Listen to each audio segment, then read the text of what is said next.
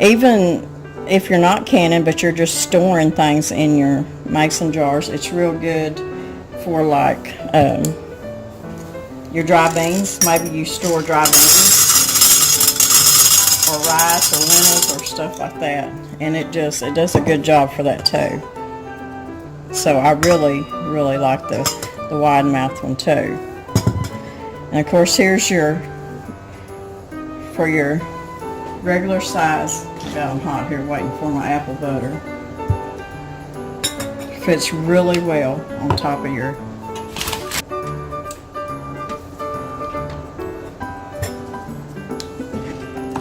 And I really recommend these.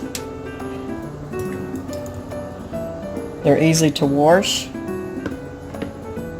and I love anything stainless steel. Now for a long time, and I used my old plastic funnel, but I'm fixing to retire it, and use it for different things, maybe outside in the potting shed for different reasons. But I love these funnels. They work good, they're practical. I think they're pretty too. In fact, I'll probably hang them instead of putting them away in a drawer.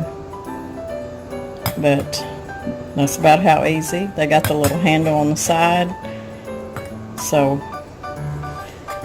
yep, I really endorse these.